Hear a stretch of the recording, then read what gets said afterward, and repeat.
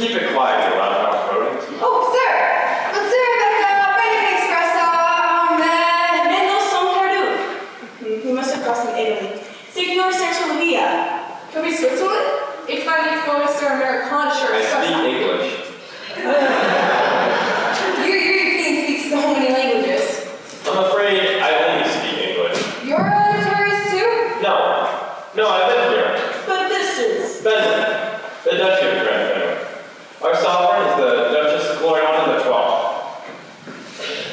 We're really lost. We rented a car this morning in Nice, which is France.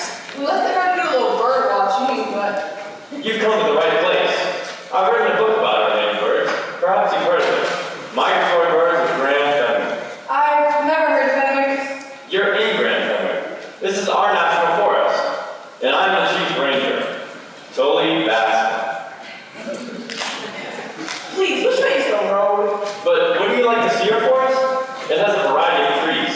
A waterfall 20 feet high. And a haunted oak where a mad huntsman is supposed to have hanged himself.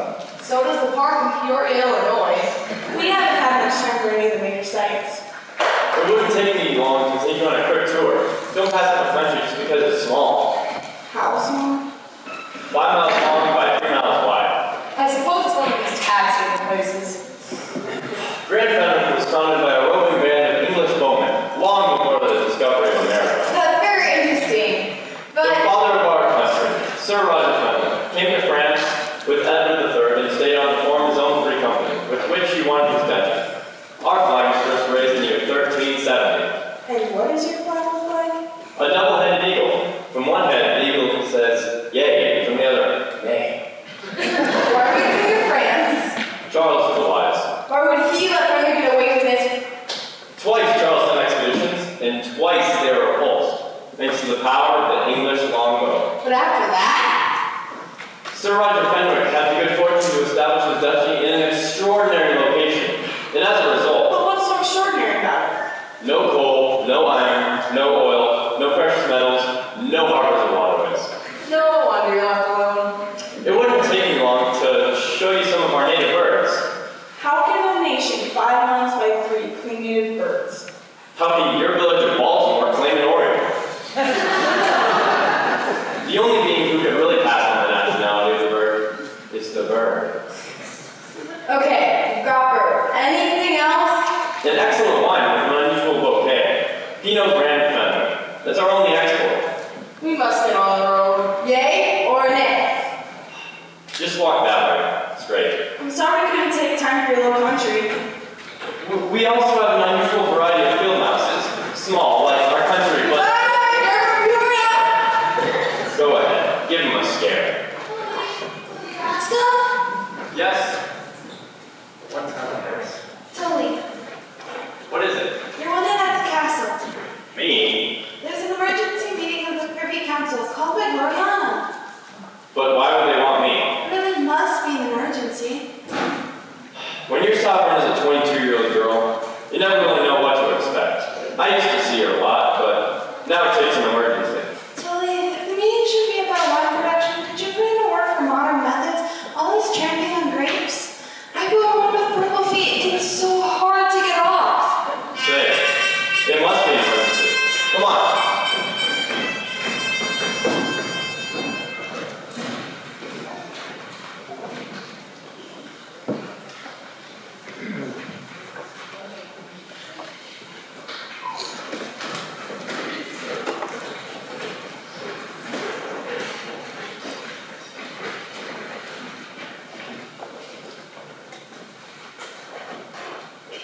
People expect us to do something.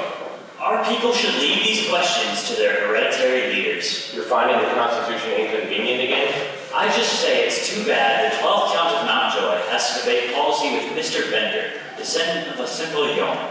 A yeoman who accompanied Sir Roger Fenwick when he stormed the castle in which you're now standing.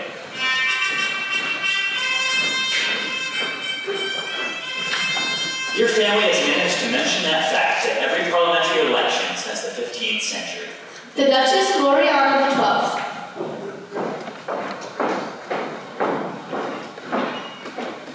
Pray be seated. We have called this emergency meeting to allow both leaders to speak before we reach our decision. Yes, Your Highness? Before you became your Duchess, you were limited to one pomegranate at Christmas. If neither party can solve the financial issue, we may have to go back to that, perhaps give them up entirely. But my lady, We'll also have to devalue the pound of florin, lower wages, and cancel all benefits, along with pomegranates. Never. We appreciate your concern. Since the market for our wine has been stolen by a cheap imitation being manufactured now in California, we no longer have enough foreign exchange to pay for the import of necessities. We recognize David Benton, Esquire. I say, add a little bit of water to the fermentation vats, lower our prices, compete with imitation. delusions! My lady, those who would add water to the Pinot Grande Feminine would debase any work of art. They would put the Da Vinci portrait of Gloriana VI on a postage stamp and use the words of our immortal bard, Horace Benchill, to sell truffles. No, there's a better way to raise funds. Which is... What every country does. Get them from America. America won't even answer our protests. Instead of demanding justice, let's try asking for money. I don't think it's so easy getting money from America anymore. Wait till you hear my scheme. It's not enough to say... We'll say we're threatened by subversives, Oh, Maoists, right-wing extremists, students. Students? that's your plan? We'll set up a real party, stage demonstrations, appeal publicly to China or Rhodesia. I don't like it. Suppose by some odd chance they do take over. I've solved that too. For the leader of this temporary movement, I've picked a non-political, simple-minded backwoodsman. You're sure he'd be safe? I've already summoned for him, and you can judge for yourself. Your Highness, Tully Bascom's outside claiming he'd been summoned to this meeting. Tully Bascom. That's our man. His main interest is birds. I know. When my father was still alive, I used to climb trees in the National Forest. I even built a birdhouse for some swallows. If you don't think he's the right man for the job, Oh, he's the right man. Tully Bascom.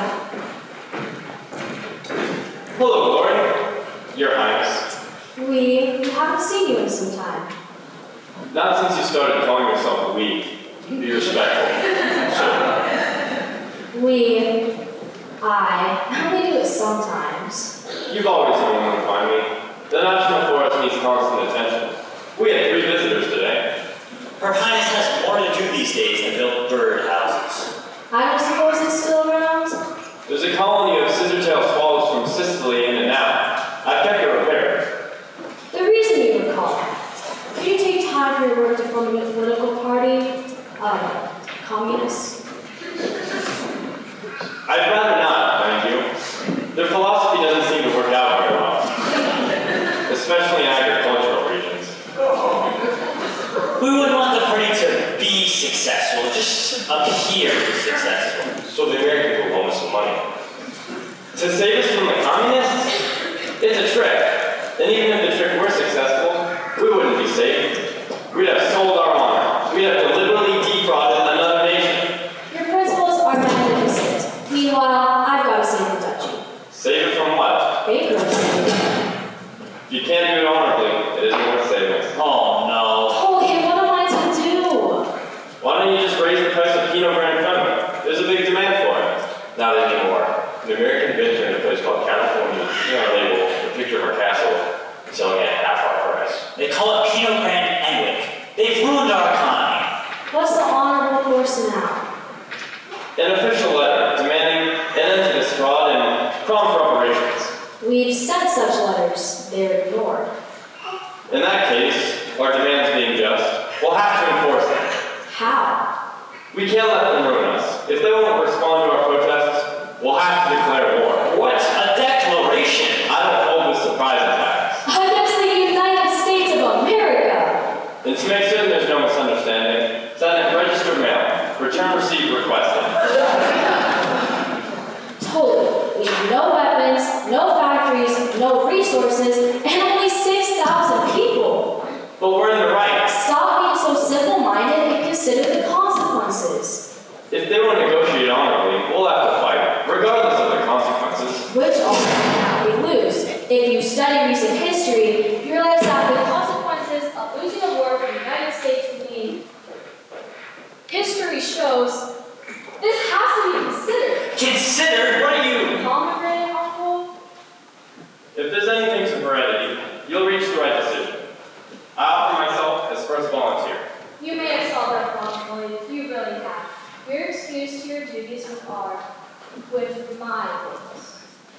you, Glory.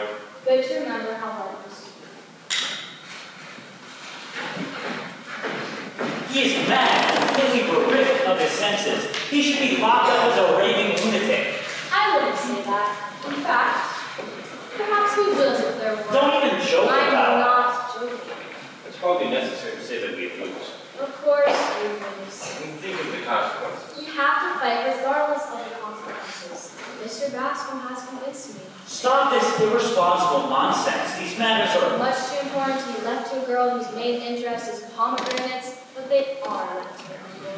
You've been reading romantic accounts of military geniuses who defy all odds. I am saying Medici, Metternich, Disraeli, politicians who have to live by their words, because we haven't much else, have we? I don't care whom you've been reading. I can't let you jeopardize. And the marvelous little handbook on government written by some Italian. Italian? Full of practical suggestions, a little drastic perhaps. Machiavelli? I became across a girl who had a array of difficult associates. Does the pomegranate taste bitter, Uncle? Your Highness. I don't understand. You were saying about the United States? If I remember my history books correctly, there are a few more profitable undertakings than to declare war on the United States. But, Highness. And to be defeated.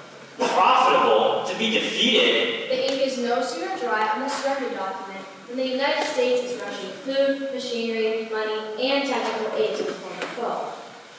It never occurred to me that's what they do. To avoid wrecking the former adversary's economy, they extend generous credits and the most favorable trade agreements. And that's just the beginning. You're sure about this? Don't you remember after World War II, all they did for Germany and Japan? Now their economies are booming. She's right. We declare war on Monday, be vanquished Tuesday, and rehabilitated beyond our wildest dreams. I confess, when you were discussing this with Tully, you had me a little concerned. Actually, he was making a new suggestion. Without even realizing it. He's even more idiotic than I thought. He's so unsophisticated, he still believes right can prevail against any odds. It's an attitude that served us well in the 14th century when the French tried to invade. An attitude we'll have to assume too, with Bascom and everyone else. Yes, quite right. If anyone were... Exactly. Our next step will be to dispatch our declaration. For the duration of the emergency, I'm resolving Parliament. For our battle cry, I suggest the appropriate slogan. Forward, regardless of the consequences. Attend me while I draw for documents.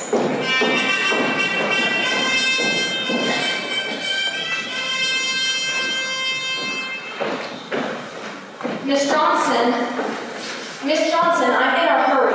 Right with you, ma'am?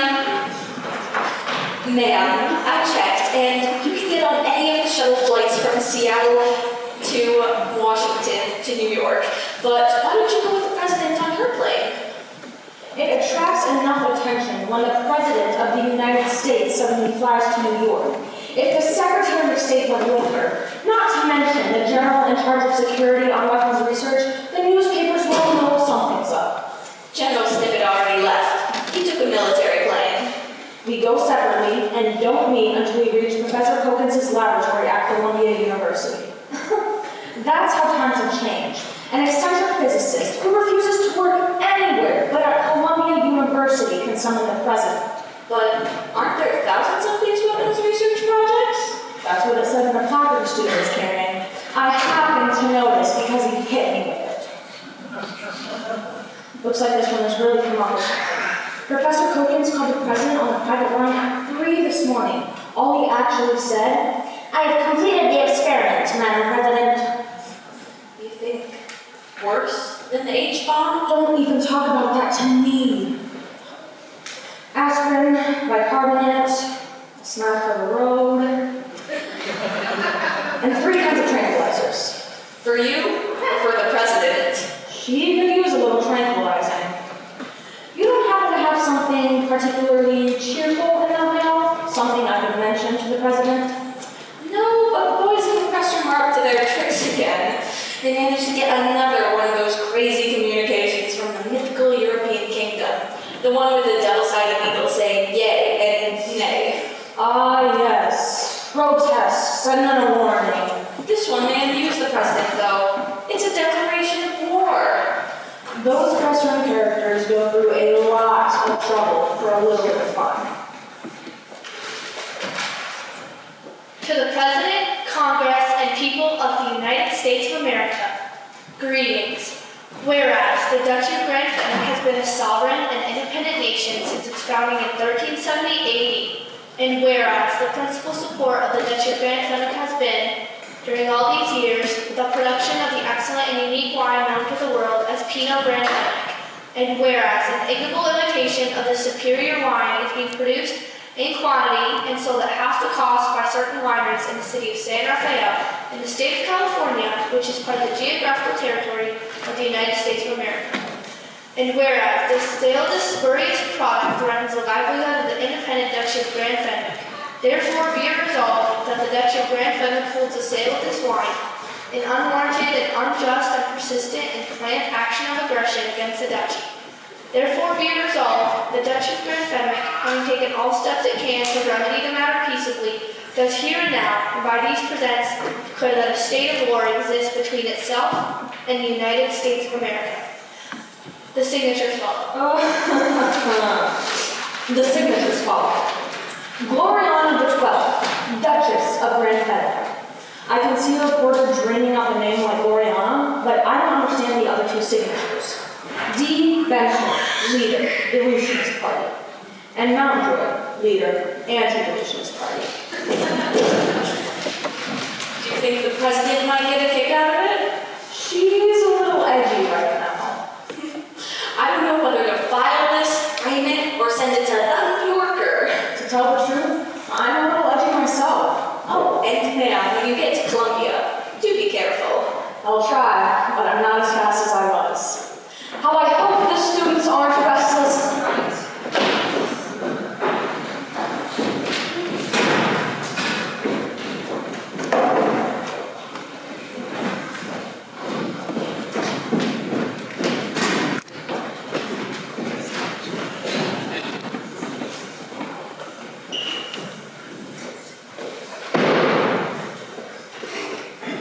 Knock it off, close it up, I'm having visitors. Students? No, nothing so unpredictable. Just take a little walk. Professor Cookins, do you know what's going on up there? They're finally taking an interest in what they think we're doing. It's thrilling, it excites me.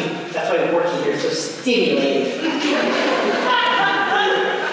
Now, put you in for a silver star. I already have a silver star. Hello, Miss Ryan. Is everything alright? Exactly. I'm calling you all straight and usual mess with the warriors. They're on the way now, 3 of them. You were a very sleepy housekeeper. I'm going over to the Russians. We share what you earlier. Thinking about coming to pick up a few cold cuts and potato salad, maybe a few little pickles. You're not expecting a smorgasbord. Strong? With, if you excuse the expression, Russian dressing. Professor Cookins, Oh, yes, please come.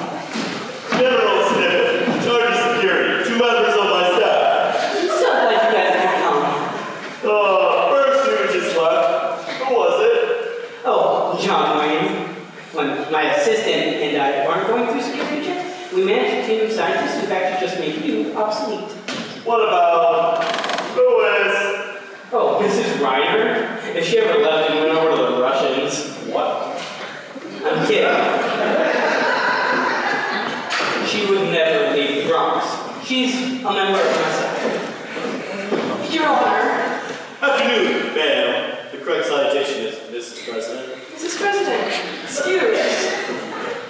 I know you put out the press release. Good to see you again, Professor. When I called on the special lines point, I didn't realize it was so early. I told you to call the moment you meant something. Ma'am, anyone can walk in here. It isn't at the universities in the middle of New York City, but the only security is a student monitor in the hall. Professor Coppins finds the atmosphere conducive to research. With results to prove it. General, are these two always with you? My name's Joe. I'm Debbie. Daughters of some influential senator, I have seen they have a soft assignment. Certainly not. I don't believe that sort of thing. They're my daughters. Perhaps you'd stand outside the door if you wouldn't mind sentry duty. We love sentry duty. You never asked us to do anything.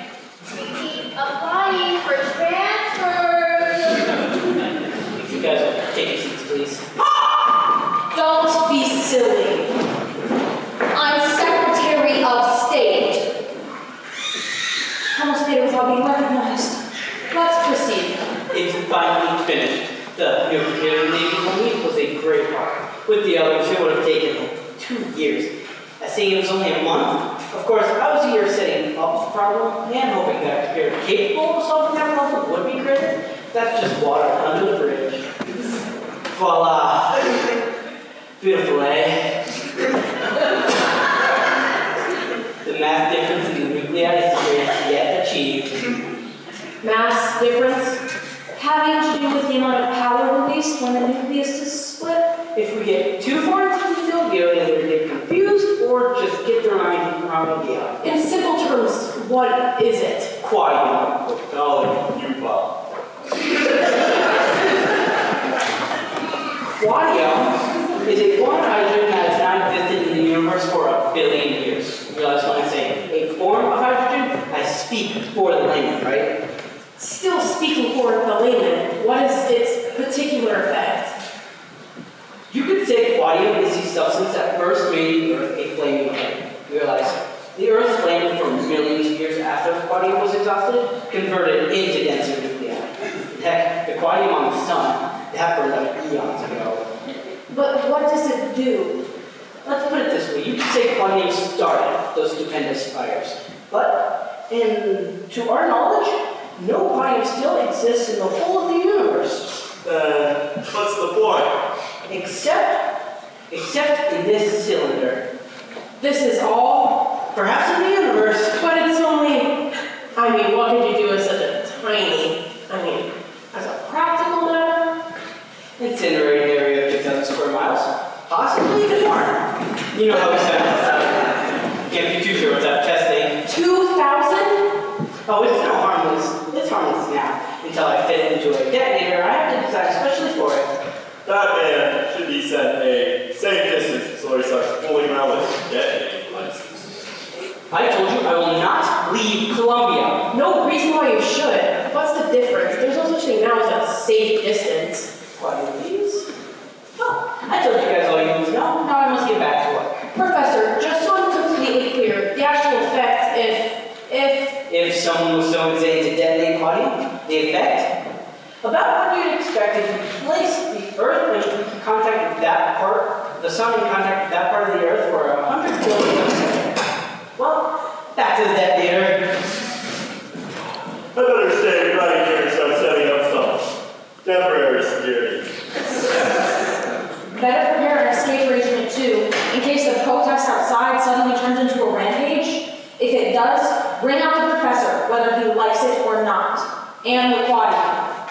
There won't be any declarations of war after this. Anyone with a Q-bomb fires one shot and it's over.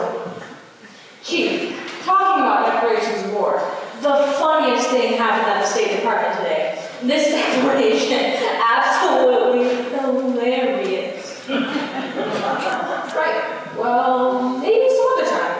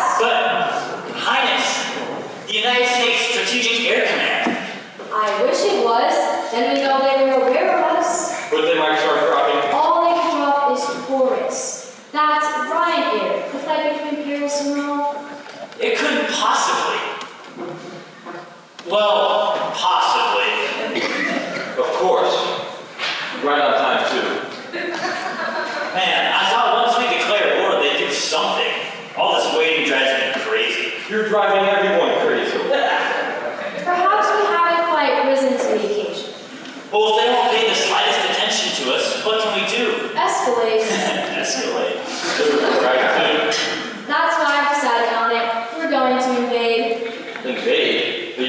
States?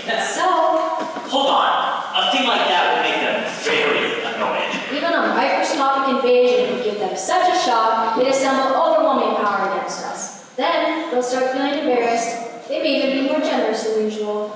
But suppose we really make them mad. And suppose the leader of this demonstration gets captured. Once they've got him, they'll get the truth out of him. That's why the leader has to be someone so sincere, so simple-minded. He truly believes he's out to defend the United States. No one is that simple-minded. You couldn't find anyone except... Holy Bascom, can you report any progress? I've assembled the volunteers and I have a plan. Of sorts. But, Glory, I appointed Holy Bascom High Constable of our expeditionary forces. The obvious choice, Your Highness.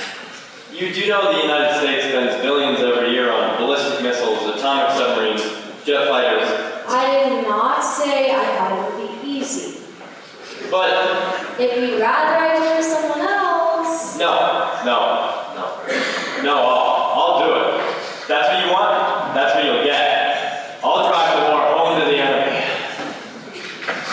There's just one point to be settled. What point? How do we get there? Select a tourist liner belonging to a neutral nation. Third class, after all, we're soldiers. Then what do we do on arrival? Go through customs and present ourselves to the immigration department? We'll charter a small boat. Something can be found in Marseilles. An ordinary Marseilles fishing boat. Fits right in with my plan. Tell us how you'll prevail. The situation suggests a commando operation with light automatic weapons. We'll infiltrate Washington, D.C., either at night or in disguise. Their capital will be full of dignitaries, and we'll seize the highest we can find and retire with them to our boat and demand an investigation of our grievances. I'm not sure I like this plan. It's a wonderful plan. I only want to make a few changes. Let's discuss this privately. That's unnecessary. Instead of Washington with all those dignitaries, a more worthy object is their largest city, New York. New York City. And no disguises, we're not thieves. The boat should display the colors of Grand Fenwick, and so should the men, as he marches ashore proudly in broad daylight. That doesn't leave much chance for surprise. You question your sovereign? One thing more, we can't afford automatic rifles. We'll depend instead on our traditional weapon. The longbow? But, wait a minute. It was good enough for your ancestors. The job too much for you? I just want to be clear. We're to go ashore, showing the colors of Grand Fenwick in broad daylight, as we attack New York City with bows and arrows. That's right, Toy. Very well, Your Highness. We'll do our best. If I had any reservations concerning the plan, you've completely removed them. What a strategist. The first volunteers are still waiting for you to show yourself. They'll need all the inspiration they can get. Sounds like half the population's out there, too. I expect I'll need inspiration too, Glory. Will you give me your favorite to carry? Of course, anything. Your scarf, so that every moment of the expedition, you'll be with me. Oh, I want you to wear it.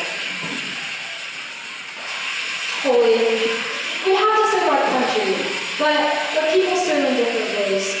And I want you to remember that no matter how things turn out, it's for Grand Fenwick. Gloria, we'll do our best. Come on.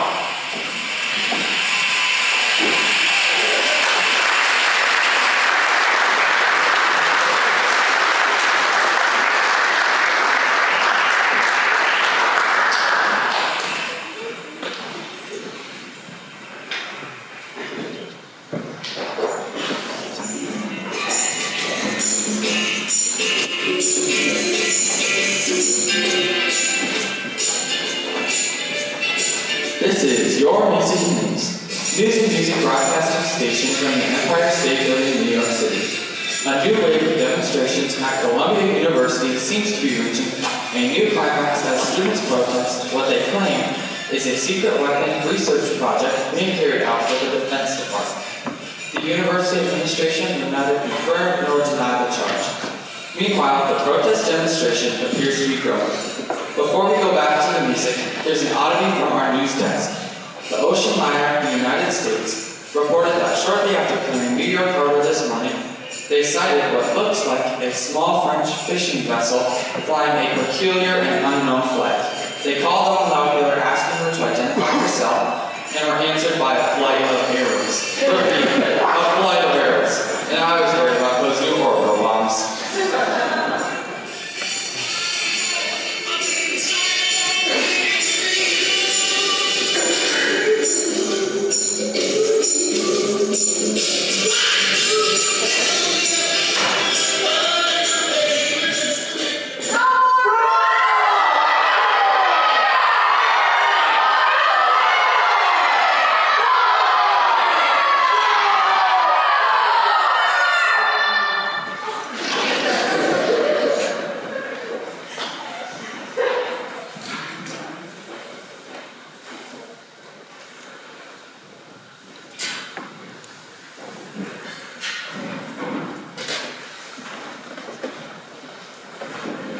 Professor, please, I think we better hurry. It's gonna be to see me to the subway, but there certainly no cause for concern. When I was a student, I had to study all the time. These upsets, I get the feeling of hostility. They don't appreciate the genius of Professor Copens, and if they broke into his Now, lab, hostility is one thing, but this is anxiety. You're giving way to irrational fears. These students, look at them. they're coming up on us, and they're marching. All kinds of crazy outfits. It looks like they're wearing a armor. Armor. Nobody wears it. You're right about me, Professor. I'm filled with anxiety. What's the actual? I seem to have it here too. Many of us paranoia. I have this feeling instead of being shot at by those arrows.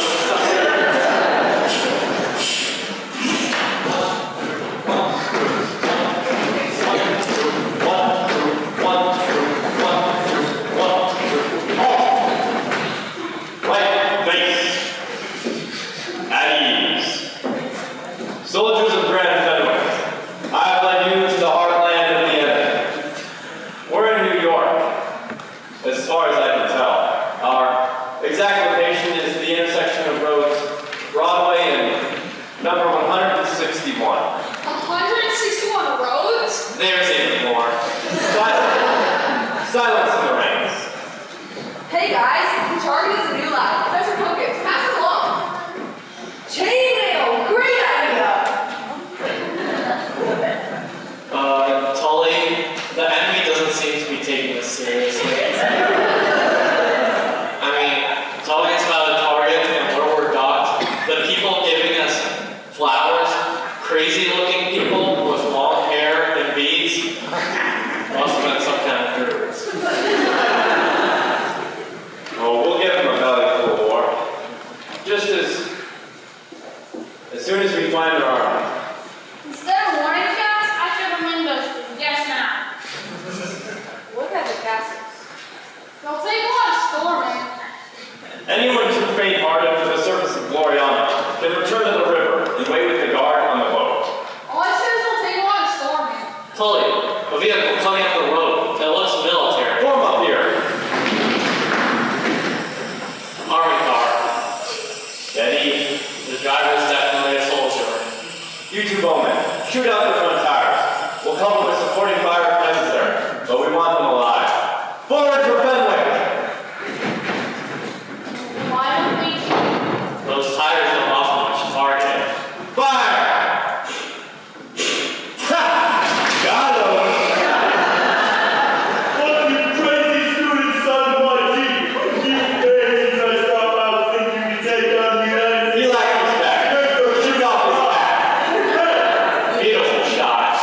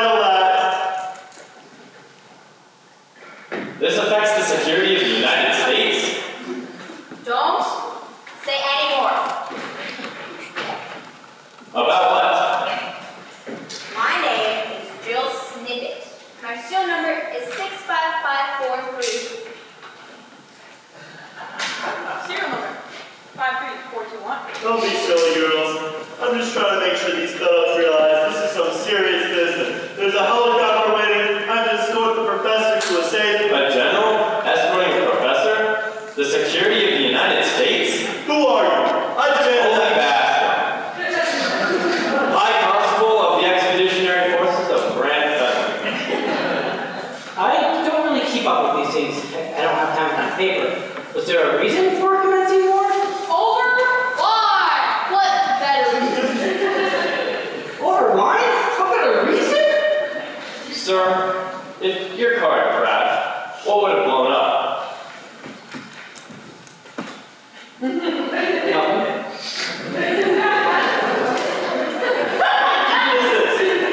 Sorry, but I'll have to. No, hey, don't touch, no. Sorry, President. Is it a weapon? It's chemicals. Oh, well, if it's just chemicals. No, stop! Okay, it's a bomb. Oh, well, why didn't you just say so? Such a small bomb. That's not them. If it explodes, it'll blow New York, Philadelphia, and Boston.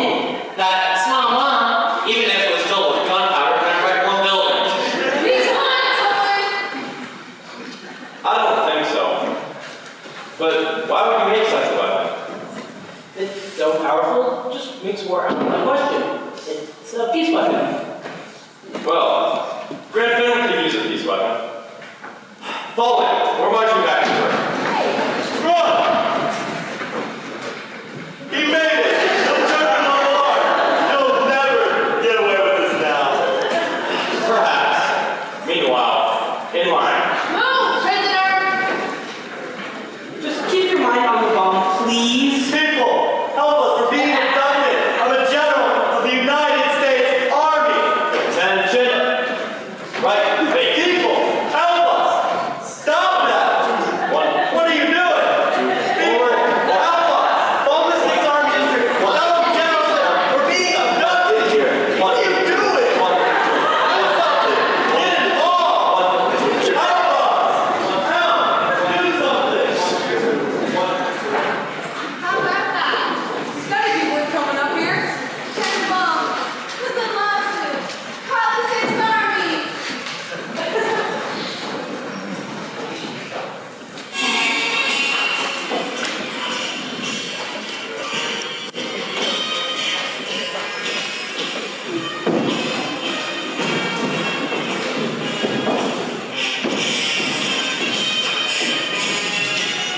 Miss Wilkins, please shut the window. It sounds like the plane is coming into the White House.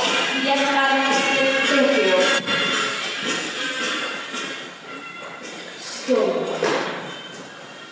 Ma'am, they're waiting for you at the reviewing stand. If you don't go soon, you'll miss all of it. My tamper-proof line direct to Professor Copeland's quarters isn't doing a bit of good. I've been trying to reach him all day. Probably stuck in that laboratory of his again. Would you like me to put a call to him there? I don't want to go to the campus switchboard. I put a call to General Snippet too, and he didn't answer either. His staff hasn't seen him since the campus demonstrations.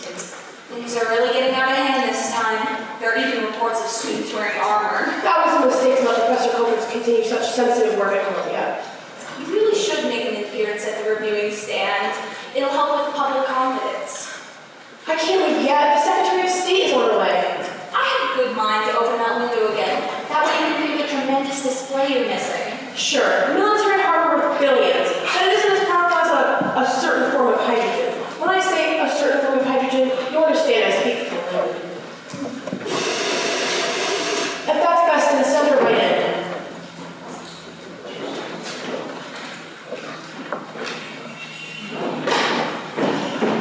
Madam President, I've been having what was said office space has a direct line to Professor Copeland's. I've been trying to reach him since this morning.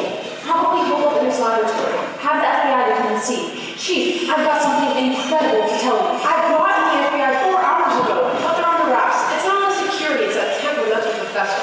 The professor's under restraint. Maybe he went away for a few days' rest. That would explain General Snippet. He'd gone on to keep an eye on things.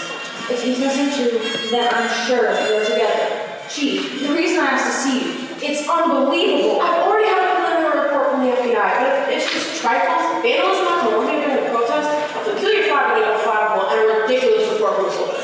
That sort of stuff. I wanted to see you about a peculiar flag myself. I keep interrupting. This is so ridiculous, I don't know how to begin. A small shield was found in the street after the demonstration in New York. It was turned over to the museum, but they couldn't identify the crest. They called the State Department and I recognized it. I have so much on my mind. Please! A Middle European specialist identified it as the Christine, you have to hear the rest. You see, then I remembered where I heard the name before. Well, never mind, Bessie. I'm much too... Madam President, we are at war with Grand Fenwick. We've been at war with them for weeks. Furthermore, there's evidence we've been invaded by a force from that country, which apparently landed in New York and then withdrew directly outside of Columbia. You are out of your mind. I was beginning to think so too, but not now. What did the Philadelphia flag look like? The one on the university flagpole. A bird with two heads? The flag of Grand Fenwick. No. My secretary is trying to locate the Declaration of War. It had the identical crest. You've seen such a document? I thought it was a joke. The boys in the press room. So am I. Are these people crazy or do they have some reason? Apparently, we've got their livelihood. We did. I've had a crash investigation underway since this morning.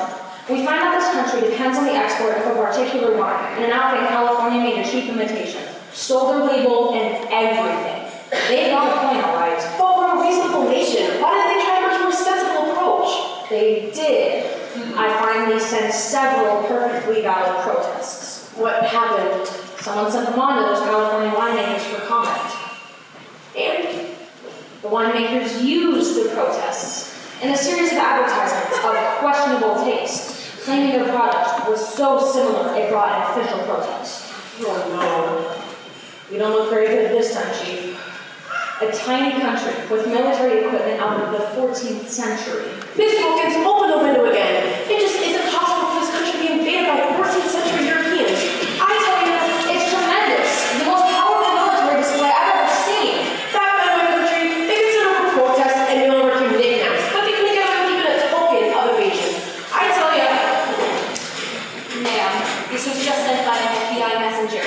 It's the first definite clue regarding General Snippet. I wonder what on earth. But as soon as you look at Snippet, we'll know what's in the... So what is it?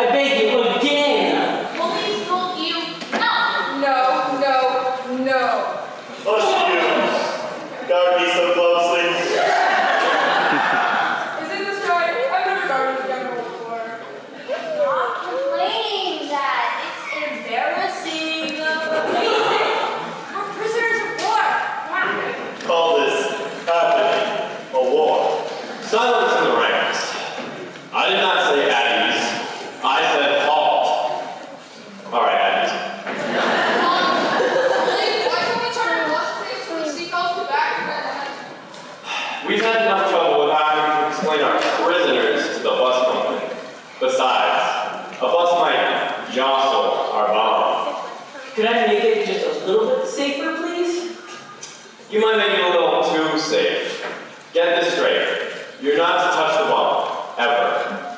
Okay, but if they drop it, the Mediterranean will expand from here all the way to the Alps. We're being very careful. Tully, why do you have to turn back to the battlegrounds? Because you're here in your homeland. We've been walking so many backwards around these woods. How can you tell? Didn't you hear? It sounds like someone gunning the engine of a truck. The Fenwickian field mouse. This is no time for legends, Tully. It's all back up the wind. I tell you, I've seen them, and the only place they occur is in our national forest. You and your abominable field mouse. That's how I know. Just wait and see. Did you write what you expected us? We're under strict security. All I said in the note from Gibraltar was a bit about the return voyage, but they'll know we made it, all right? I can't wait till we hear what happens. They'll be so proud. What a surprise. The first thing, I'll report to Gloriana. Let's hurry along. Attention! Forward march. 1, 2, 1, 2. Please don't hold the bomb. 1, 2, Make sure you hold it level, 1, please. 2, 1, 2, 1.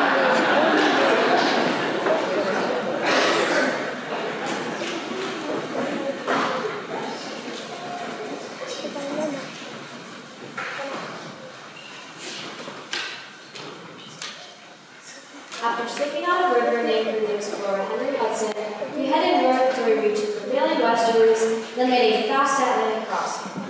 Altering course to south-southeast, we made good time through variable winds to Gibraltar. A member of the crew will row ashore here to nail the sled. Inform families that all are well. Your obedient servant, Tully Bascom. The whole letter, that's all. Sounds like an entry in a ship's log. We left Gibraltar 9 days ago. But he doesn't say what happened.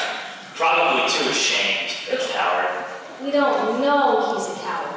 How else could all of them be well and coming back almost as soon as they got there? Maybe the Americans just won't go to war with us. Because Tullywood did nothing. I always knew he was an idiot, but I thought at least he'd make some sort of simple-minded effort. If we had a radio, we could listen to the news. Maybe we should invest in radio. I mean, we're at war. If we were at war, if Tully done something, we'd have heard from the American consulate over in France. Apparently, Tully wasn't entirely successful. Wasn't entirely successful. He didn't even get captured. He didn't even get arrested. Your Highness? Mrs. Bascom, I haven't seen you since long ago. I was admitted at once because I just heard our men returning. They're coming up through the national forest right now. You think it's your son? And the others, as if our history had come to life again. Their voices are just as legend describes the sounds of our men returning victorious from the battle with the French. Don't talk blasphemy, Adam. Blasphemy, sir. Comparing our brave ancestors to these craven bunglers. They're coming! They're here! You're certain they're our men? Can't you hear? The colors of Grand Fenwick. I told you so. Oh, they look so brave. Listen to the excitement. They must be at the castle. Son. They'll tear him limb from limb after the court-martial. Court-martial? Really, Uncle? He failed in his duty. I'm afraid so, Fenwick. He would not fail in his duty, Your Highness. I'm sure we'll find extenuating circumstances. We'll find excuses, that's all. At least let's hear the excuses, Uncle. Let them approach the throne.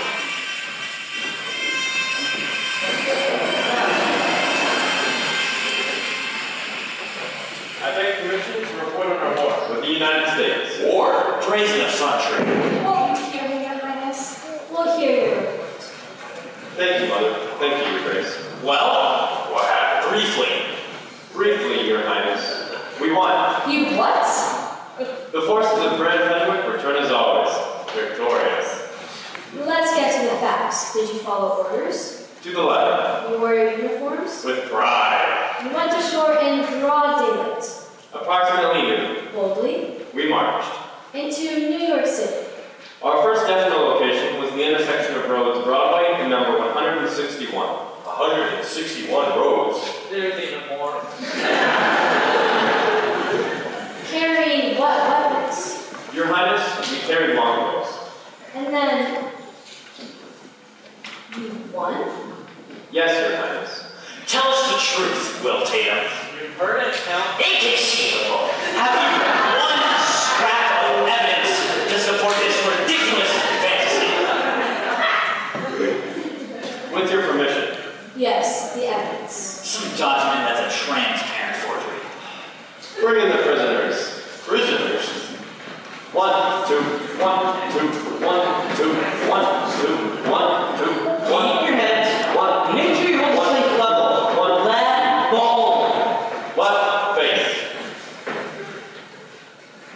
This is General Snippet of the United States Army and 2 officers. This is Professor Coates, a nuclear physicist, and the object on the plank is the most dangerous weapon, created by him, but now ours, by Red Columbus. It doesn't look dangerous. Alexander. Do not touch it. You will blow up everything. Silence, and don't faint on parade. Even if it was filled with Gunpowder?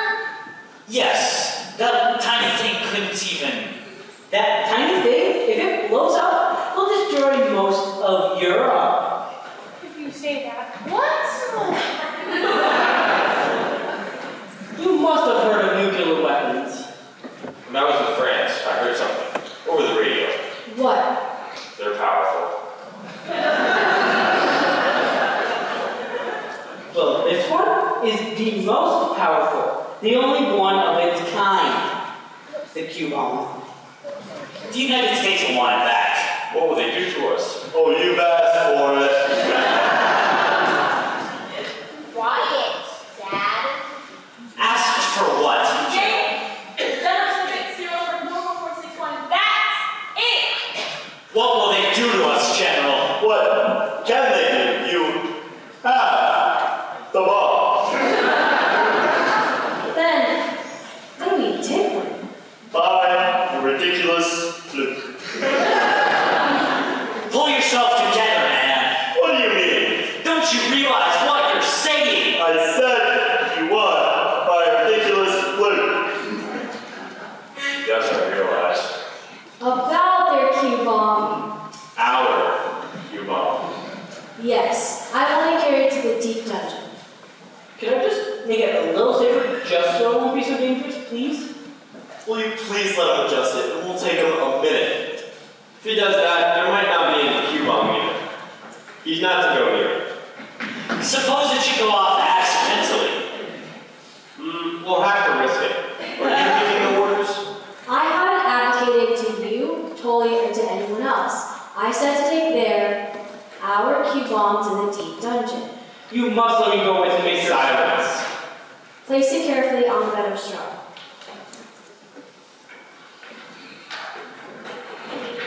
Will you give your pearl not to escape? The deep dungeon is so uncomfortable. Oh, all right. Take the general and professor to the guest wing. We'll see to it that you're quite comfortable. Ladies, show the army ladies to the vacant room in your mind. This way. And help them get settled. I wouldn't mind up there. These shoes are terrible. I'm only occupationally barefoot. Oh, really? What occupation is that? We'll take him. See to the posting of the border guards. Without asking permission? With your permission, Highness. Granted. I wonder if we should put straw on the roads running past the castle, so that any vibrations that may reach the deep dungeon. We'll consider it. You certainly put us in a fine fix. Fix? You might as well have imported an active volcano and put it in the middle of our valley. The Americans will never buy our lives now. Not after this. But we're at war. Yes, but We didn't expect you to, well, what are you trying to say? They're concerned about the Q-bomb. Your Highness, I thought their concern was that my son might not do his duty. There doesn't seem to be any question on that, Mrs. Bassmore. What exactly is the question? oh, don't take that tone with us. I don't understand your concern. Our concern, you've put us at the mercy of that frightful little box. Why don't we just send it back? And give up our victory? Should that bomb go off, it would not only destroy our country, but the Swiss, the Dutch, the French, the Germans, and the Italians. the entirety of Europe, the cradle of Western civilization. He deserves the most severe reprimand, impeachment, exile. Didn't you want me to win? What was I supposed to do? Lose? You keep questioning us. The Privy Council will have to consider the situation. Perhaps you'll want to escort your mother home? Thank you, but before I go, I must return your favor. It was an honor and an inspiration. If you'll remember. Before I left, I said I'd do my best. By your leave, Witness. A proud day, my son. Outrageous upstart. Getting too big for his boots because of the war. He was expecting to lose that war. Yes, but he didn't know it. They should dream we lost and all that aid is pouring in from America. What are we to do now? Rehabilitate the United States? Oh, dear. I never thought of that. Your Highness, one of the army ladies is carrying a tank over back. She said it was a short wavelength, which I think you can hear on a distance. I think I can handle this one. Maybe I can train with the United States. Well, if there's any truth to this nightmare, we better hear some reference of it. We'd have a better chance of reaching the United States up on the roof. You're to keep an eye on the army ladies. Yes, Your Highness. We're going. I've got something.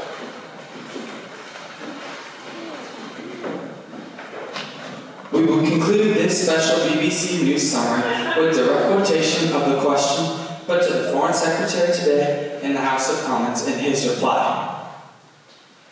The Honourable Member for North West Hampton rose to ask, is Her Majesty's Government aware of the reports that the Duchy of Grantham has been declared war on the United States, invaded New York City, and seized a bomb which, according to report, is capable of destroying an enormous area?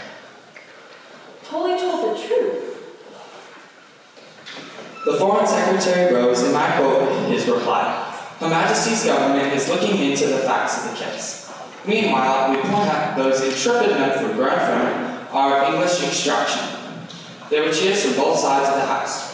Now for another example of enlightened, non-commercial radio, a recorded discussion of sheep ailments in Western Australia. Try for the United States.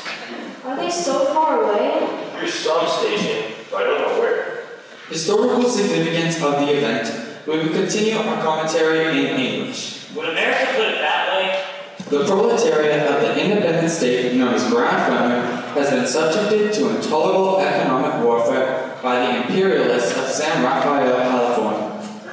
Doesn't sound like Americans. Placing themselves in the vanguard of the proletariat everywhere, they have invaded New York and captured the Q bomb with which the barbarous money worshippers sought to destroy civilization.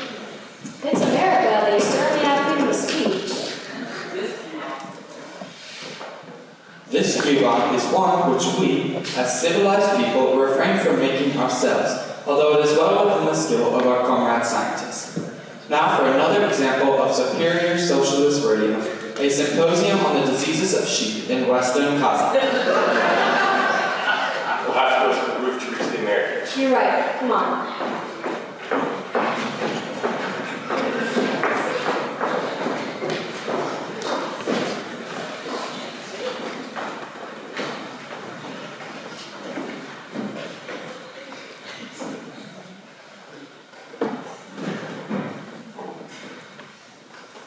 Has the program started yet? How should I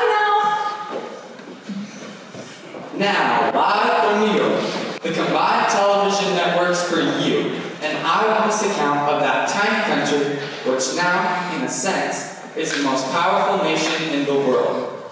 This program is also being carried by shortwave radio overseas. We bring you Inside Grantham.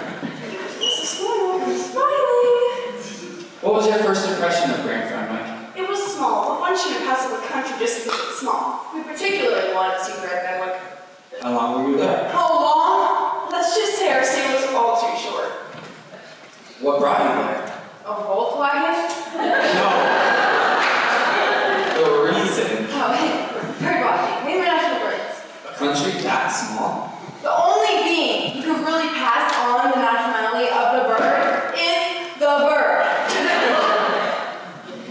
Well, did you notice anything? Their national forest has grinded trees, a waterfall 20 feet high, and a haunted oak. So does the park in Patterson, New Jersey. And one other thing.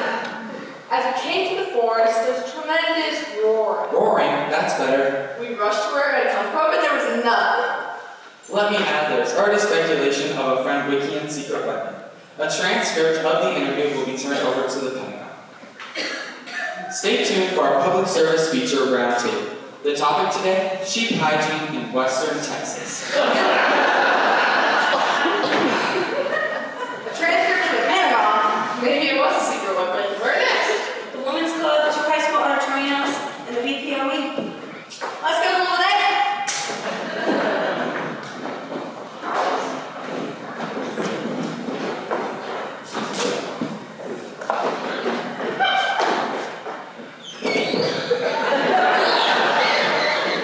I've never seen the military so sensitive. Wouldn't you be? What such silly suggestions? Give me 1 minute and some paratroopers, Madam President, and I'll have the bomb back in town in hours. Technically, we're at war. We're within our rights. Do you want to deal with the world opinion? Our own people wouldn't stand for it. More than 1 million of them are wearing a big button that reads "Friend of Fenwick." When I think of the shabby way we treat that country, I'm tempted to wear one myself. We can't allow the center of the world military power to shift from here to there. I'm open for suggestions. Retrieve the bomb with secret agents. Everybody knows everybody in that country. A secret agent wouldn't stand a chance.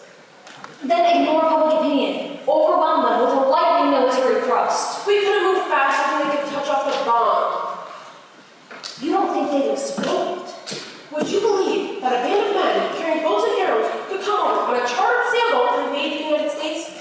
Chief, the thought of that crazy little country with the Q bomb gives me the willies. Ugh. What's to stop them from forming a military alliance with... I've been listening to the Soviet broadcast. They're being marching winners at Grand Fenwick in North and South America combined. We have to stop the war before anything like that can happen. I'm still open for suggestions. You've eliminated the only alternatives yourself. There's still one alternative. What? Sue for peace.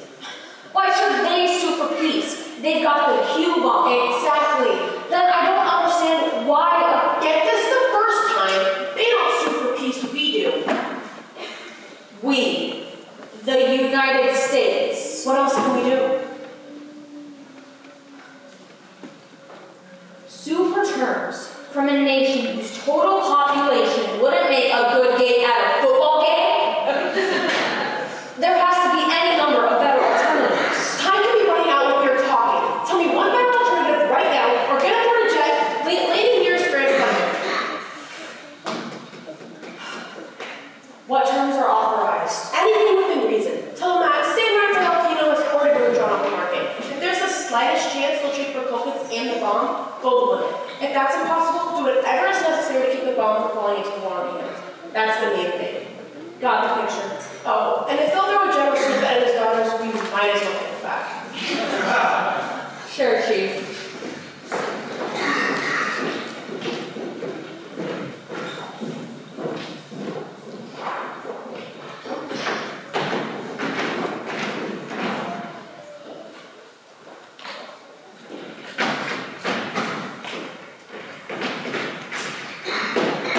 Hey, Julie!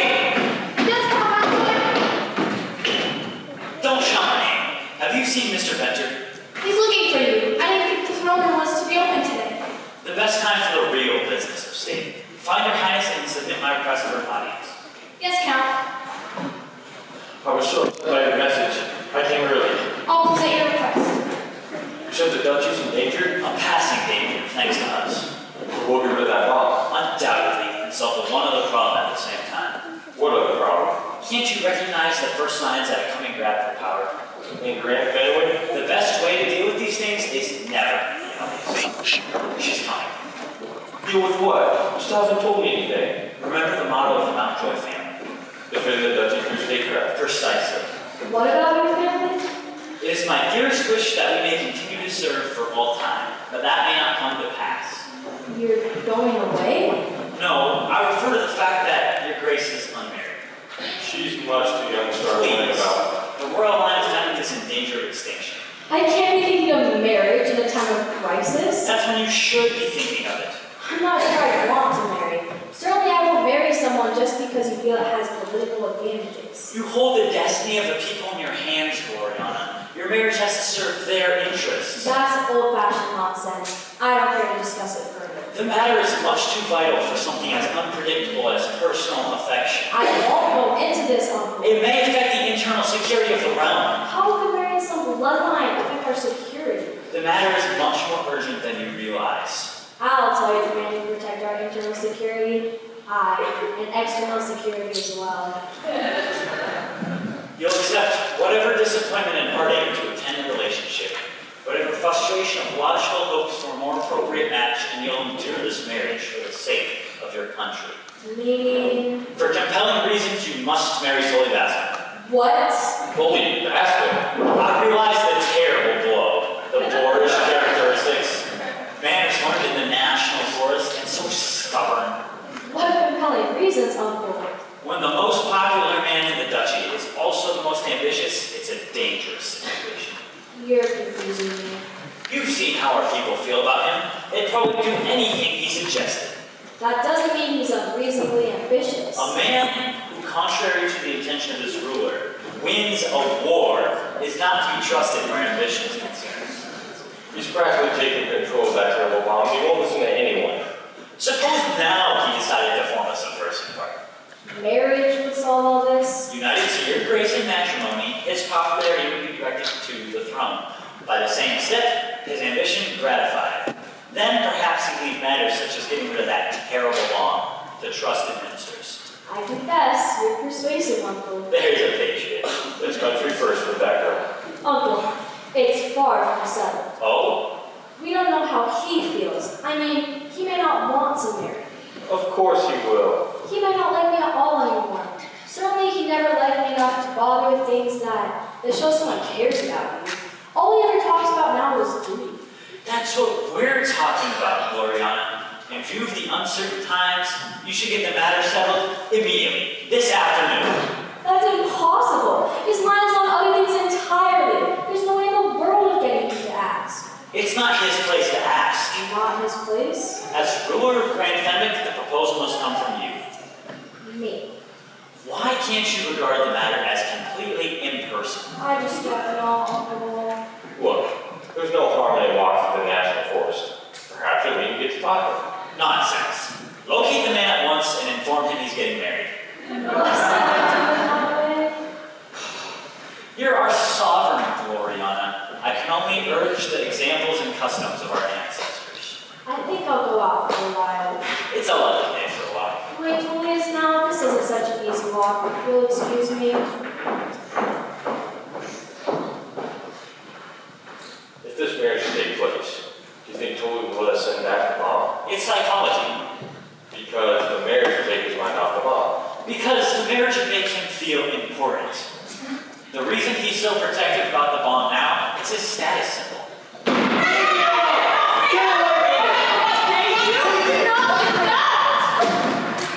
We cannot let you do it. Do what? Break your parole? You gave your word as an officer and a gentleman. I was not trying to escape. Then what were you doing? Defying Count Mountjoy. He said he'd teach me how to play whist.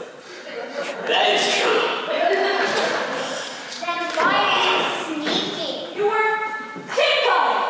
Professor Gokins wanted me to watch carefully when I cross over that bench. Of course. You idiots slammed the door. It took 10 years of my life. Are you two idiots out of your mind? Are you trying to destroy this part of the world? Sorry. After risking the total destruction of Europe, all you have to say is, Sorry. What am I supposed to say? You have to do something about the bomb. You can't live like this. well, the men of Fenwick enjoy playing with fire. The type of fire you find on the surface of the sun. No, please.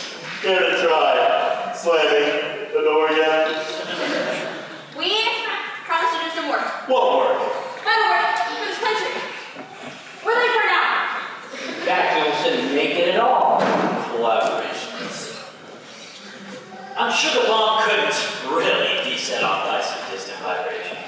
You know some reassuring information about the body amount that I don't know? Let him make it safer. We can't. If he disarmed it completely, we'd have nothing. Not even for bargaining purposes. Come on, you can watch me very closely. It won't take me more than 30 seconds, and I'll only remove one tiny piece. How tiny? A cylinder no bigger than this. What's in it? A form of hydrogen. Well, we gave definitely orders. Tully will have other things on his mind.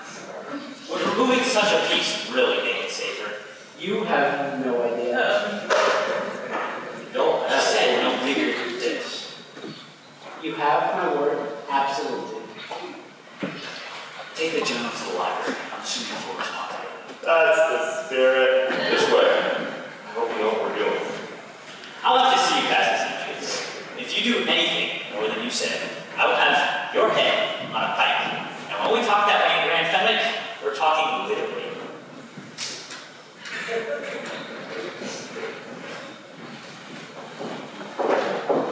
We command you as a loyal subject to marry us.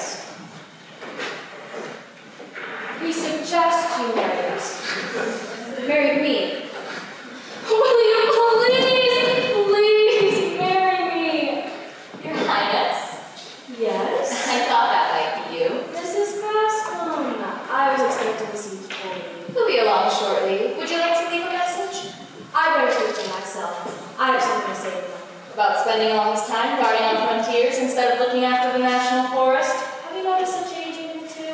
All he seems to think about now is the international situation. How I pity the girl that has to marry him. So do I. More and more. How do I take a message for you? It's, well, personal. Would you like him to leave when he gets here? In a way, it concerns you too. Please don't leave me with Mrs. Bascom, but how did Mr. Bascom go about proposing? To tell the truth, I did most of the proposing through my father. How? Tell me. Well, I had my father take him aside and say something to the extent that he had been asked by his daughter whether he would consent to being Mr. Bascom's father-in-law. By the time my husband-to-be got the meeting, he was so surprised, he kissed my father and shook hands with me. Tell Will Tatum to report to me as soon as he knows who it is. On the double. Mother, there's someone out of order. Tully, L'Oreal would like to speak with you. There's a big black car at our order. Will Tatum's seeing about it. I believe she wished to speak with something else. Is there any way I can be of service? I have a matter to discuss. It's a matter of state, but it's also something personal too. It's more personal really than a matter of state. I'll do all in my power to help. It's not really a matter of helping.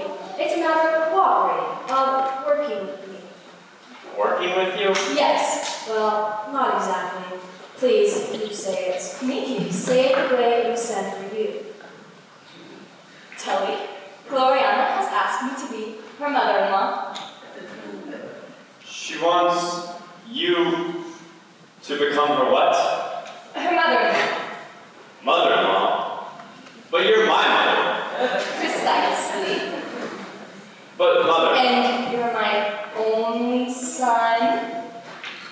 Mother! My mother accepts proudly. Oh, Tully. Now maybe we'll have a chance to discuss. Tully, I've got a message. What's happened? From the United States. Good.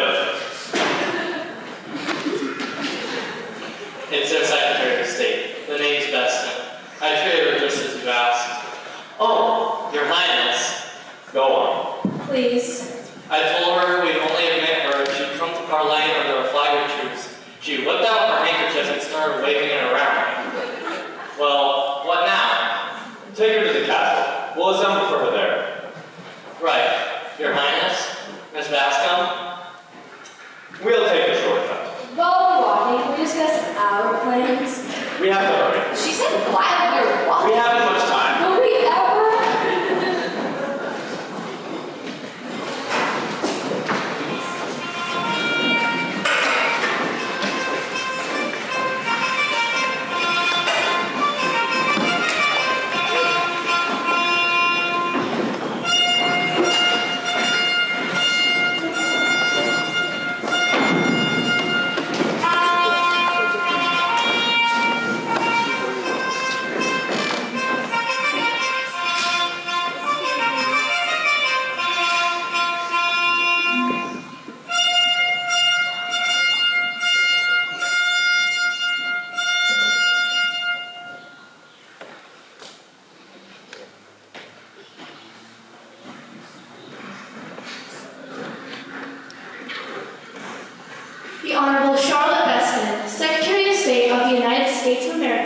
seeks parley and the flag of truce of Gloriana XII, sovereign of the independent Duchy of Grand Fenwick.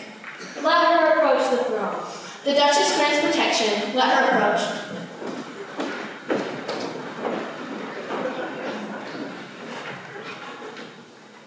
You sought this parley, not us. State your purpose. Peace, restitution, and friendship. I'd also like to inquire concerning the prisoners you captured. Over there, captured by our expeditionary force after a formal declaration of war.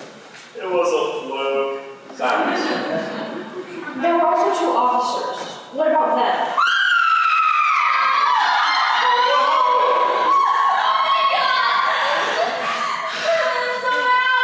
Impossible. One got into the castle. And we're barefoot. Have you girls been tortured? What have they done to your feet? This is from helping. It's fun. How you doing? Great. I wouldn't want to drink this stuff, though. Any further comments on our criminal prisoners?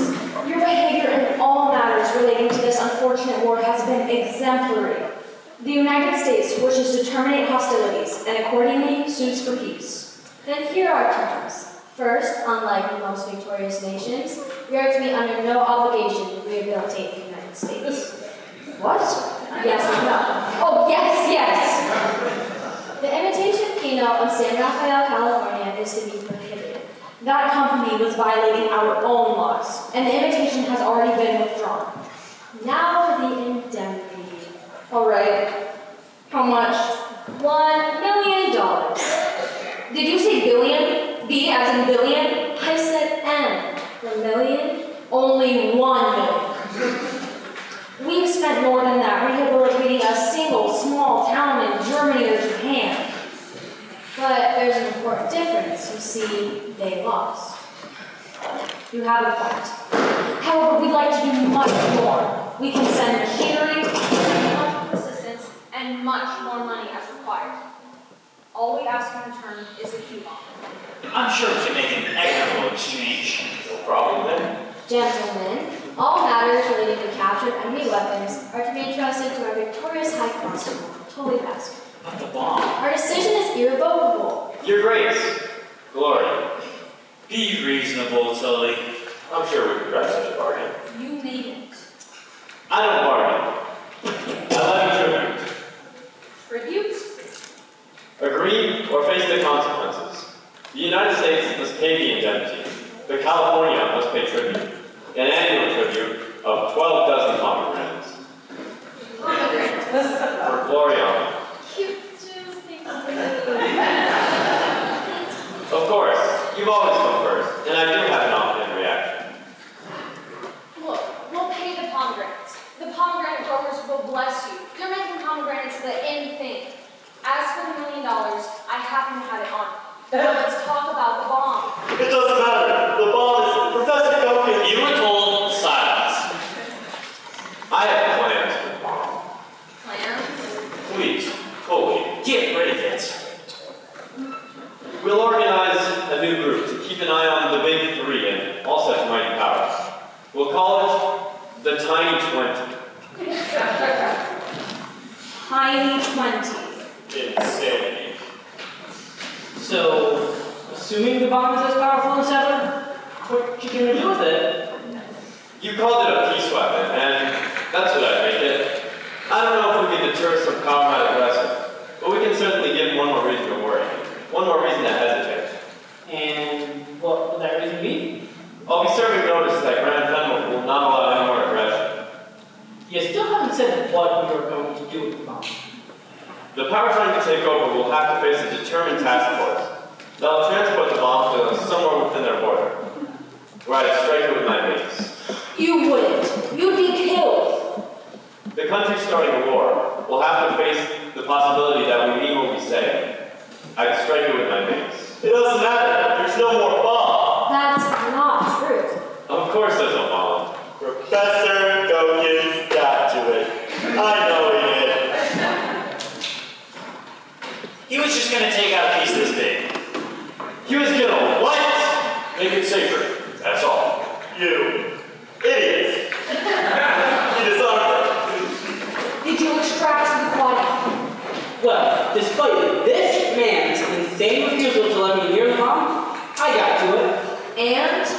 and I couldn't do a thing. One of the people of this world did not do anything to incur the wrath of Grand Fenwick. You see, the peace weapon may be a bit more powerful than I first thought. Highness, the only question remains. Does he have your authority? He's our High Constable, and soon to be our husband.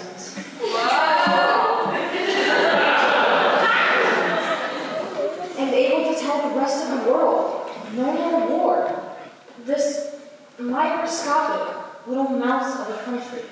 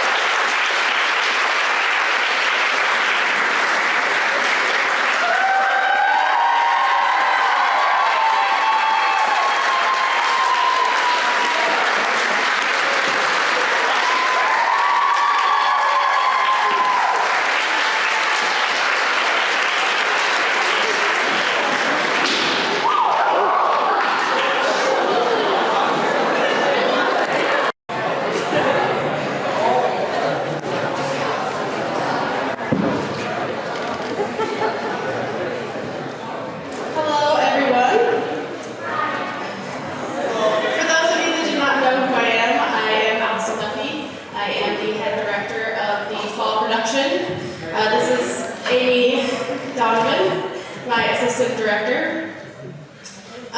This year's play is a bit of a political comedy. The kids have had a lot of fun doing this play and putting it on. I know at practice this afternoon they gave it their all. So hopefully they will do the same, but maybe not as extravagantly. But I'm really proud of the work that they have done to make this production as good as it is. They do a phenomenal job up here every year, so I'm not surprised, but it still makes me very happy to see.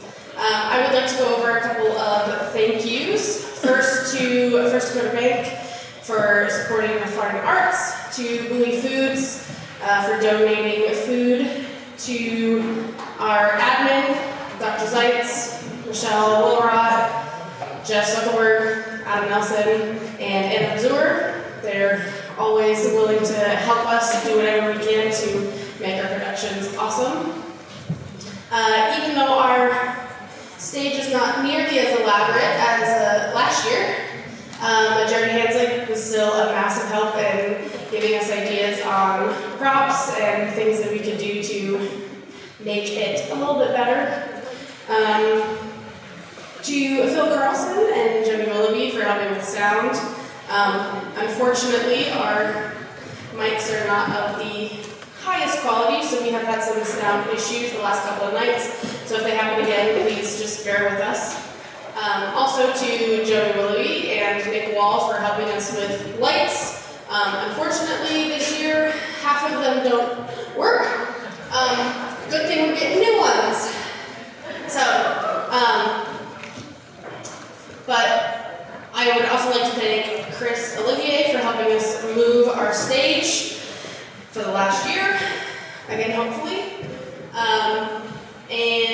to Raise Western Wear for helping us with costumes to make sure that they are nice. To Val Moore and the OCC for letting us invade all of these years.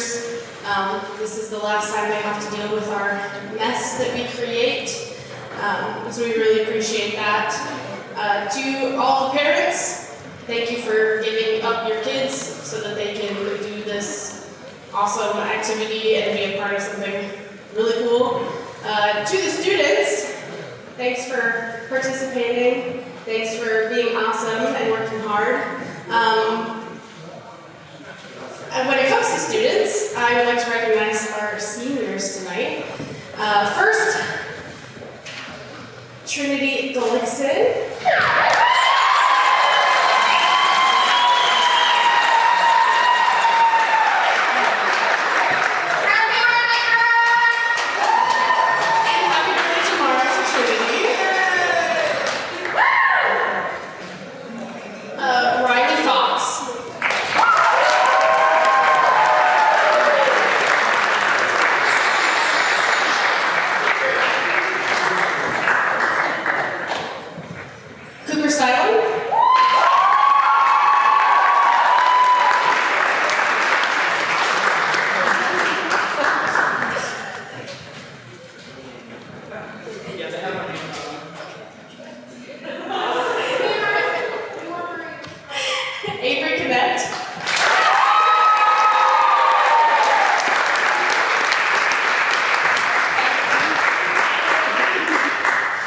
And Amelia Cheeseman.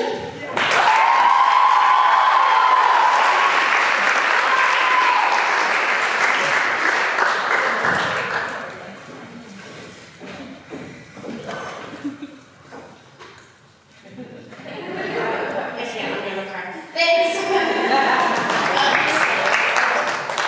Thank you.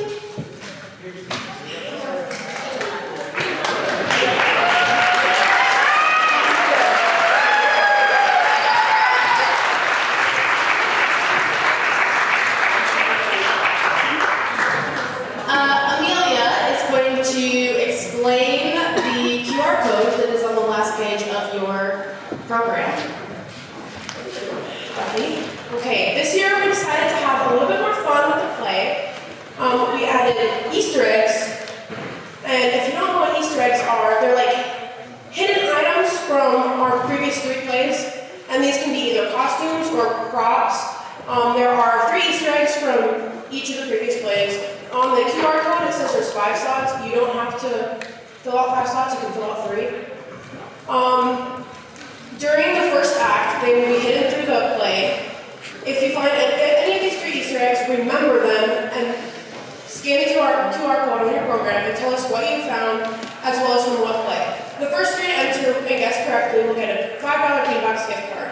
And please wait till intermission because cell phones mess up our mics and it makes us very sad. And we're not going to be accepting ones that are submitted for intermission. Sorry. Thank you.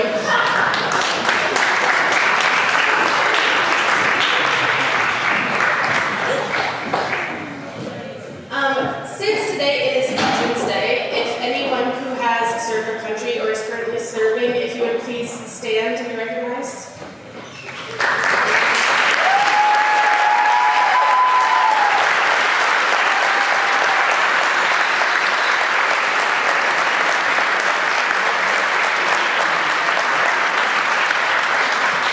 Thank you for all that you have done and you do for our country. We really appreciate it. That being said, would you all please take off your hats and take a moment of silence for those that we have lost?